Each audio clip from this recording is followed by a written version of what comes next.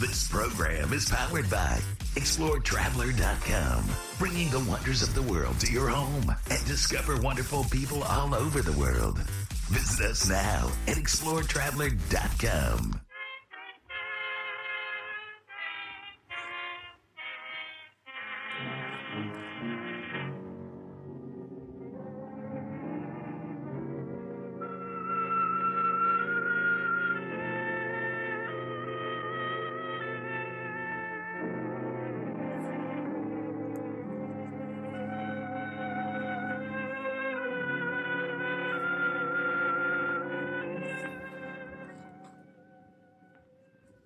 The World Adventurers Club bids you welcome.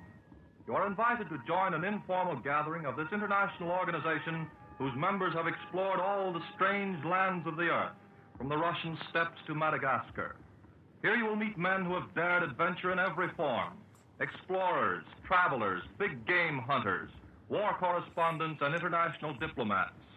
The members of the club invite you to pull up a chair and listen to a tale of the royal road to adventure. Off with the Jolly Roger boys, and off we go to sea. There's heaps of fun when the Jolly Roger's hung, and the wind is on the lee. And the wind is on the lee. Go high, go low, it's off to sea we go. Without a single light, in the pale moonlight, us bold buccaneers will go. Here's to each man, each the jolly, jolly crew, who sails the deep blue sea, who sails the deep blue sea, who sails the deep blue sea. With the jolly, jolly Roger flying bold and pretty and a fine little Spanish thing may be. And then home we come, yo-ho, yo-ho. And the girls will be waiting on the quay. I know. For the man who sails the main, for the man who sails the main, yo-ho, yo-ho, yo-ho,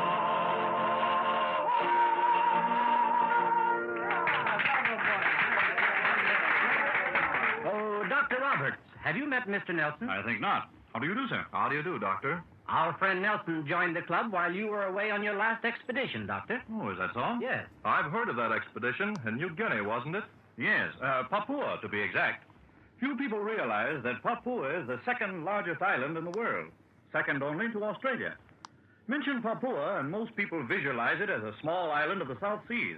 Instead, it's an immense place of bush and jungles and mountains. It's due north of Australia and just below the equator. I notice that most of the cartographers designate it as New Guinea, but I prefer the original name of Papua.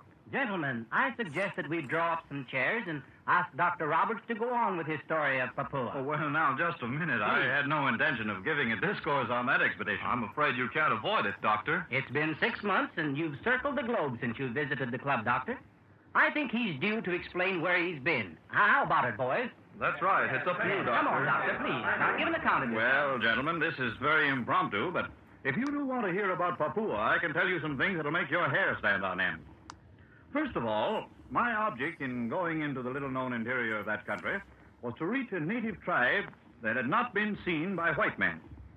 It was my desire to visit them as a friend, observe their mode of life, and, if possible, bring back to civilization with me one or two of these natives who had never been touched by the white man's world. This I succeeded in doing, but in a method that I never anticipated.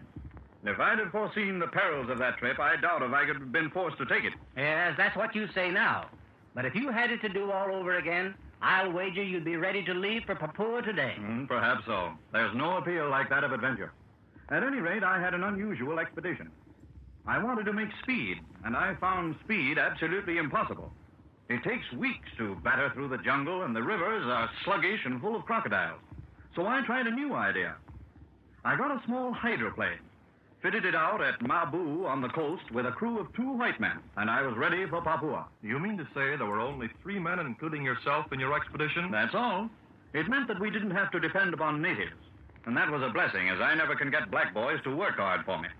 With the hydroplane, we could fly over the jungles as long as we followed the general course of the river. Whenever we wished to land, it was a case of dropping down on the surface of the water. I carried enough supplies for a week of cruising and figured that I could accomplish the purpose of the expedition in that time. Simple, wasn't it? An excellent idea. I had a base established about 200 miles upstream where I could replenish gasoline and other supplies. And then we headed the plane's nose for the heart of the unknown. My companions were Jackson, a pilot, and Gale, a navigator. For hours, we flew over an impassable jungle, always keeping within sight of a broad river in case we had to make an emergency landing. Several times we dropped down at villages. They had never seen an airplane before, and most of these natives were panic-stricken. As we progressed toward the interior, all signs of life disappeared, and I knew that we had passed the farthest exploration point of white men. To look down upon a land that no man of your race has ever seen before is a thrill, gentlemen, that cannot be described, but must be experienced. That must be a moment that comes once in a lifetime. And, of course, you had no idea what you might encounter. A tropical storm would have been mighty dangerous. Well, we were very lucky. After 8 hours of flying, we saw a huge native village below us. We circled the place and decided to risk a landing. We had no means of knowing if the natives were hostile, but we decided to gamble our skill with theirs, and so we dropped down.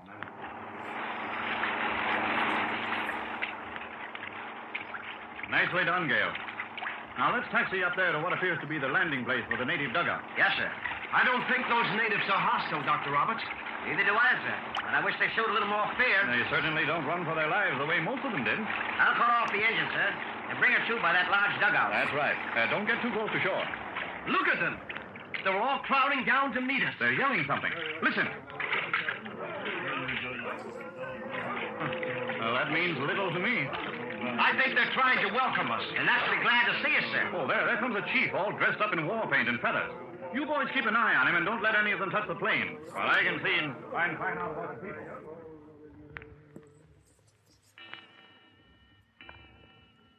Could you speak their language, Doctor? No. And I won't bore you, gentlemen, with the tedious procedure of trying to converse with those natives. I used 2 or 3 combined native dialects. And by making the savage repeat many times and by guessing at almost half the words, I gathered his meaning. It seems that he was not the chief, but a kind of medicine man. He was a doctor for his people, as I am for mine. But unfortunately, you weren't from the same medical college. Not by a wide margin.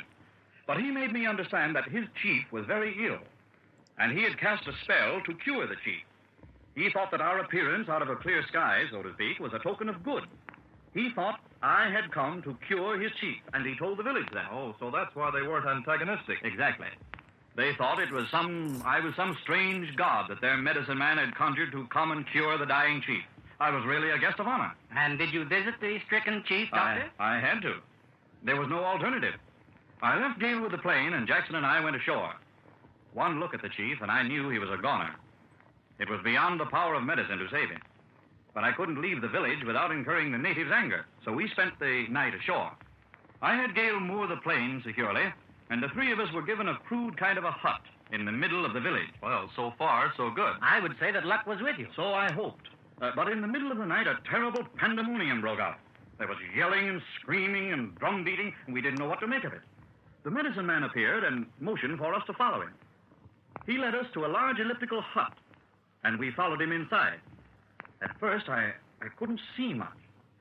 But gradually, I became aware of the contents of that awful hut. It was lined with thousands of human heads, all grinning or shrunken and distorted in the most horrible grimaces, as if they had died in terrible agony. Great Scott. There we were, surrounded by 1,000 mummified heads. Dozens of natives were watching us, and it was only too obvious that our heads were to be added to those of that terrible hut. I thought they looked upon you as a god. They did at first, but the medicine man told us that the chief had died an hour ago, and now they blamed us for his death. They meant to murder us as a sacrifice to the dead chief. They brandished huge clubs and knives, and in another minute we'd have been decapitated. Of course, in a moment like that, one acts first and thinks later. With a yell that equaled that of any of the savages, I whipped out a revolver and shot 3 of them on the spot. Johnston did the same thing. And Gale picked up a war club and smashed a huge hole in the side of the hut. This sudden attack of ours surprised the natives for a brief moment, and we made a break for our lives. We rushed to the river and the plain, firing at anything we could see. Behind us, 1,000 murderous, yelling headhunters came whooping.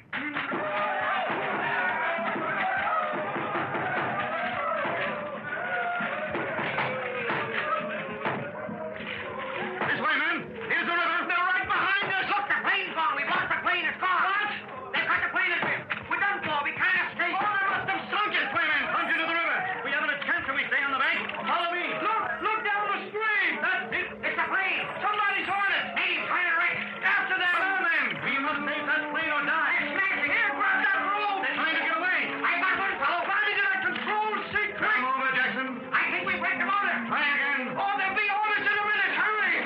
We're off. She works. Don't scream. There are black boys. Here we come. Get her clear, Gale, and get her away fast. If you ever took off in your life, do it now.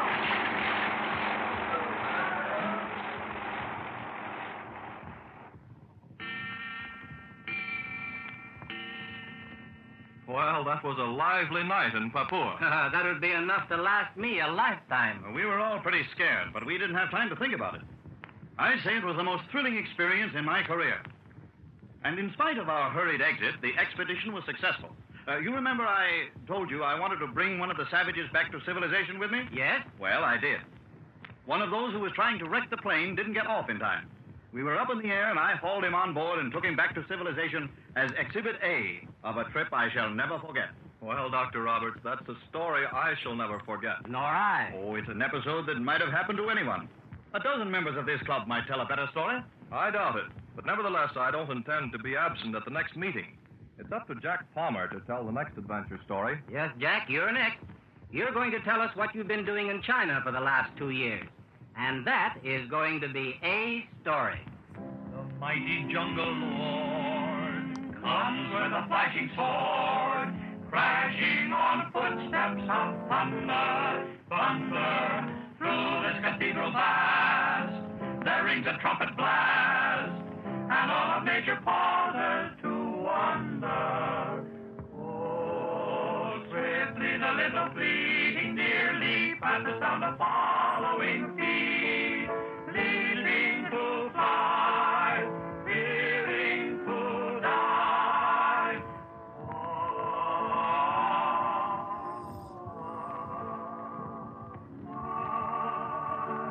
In the jungle deep, and the river lies sleeping, dreaming.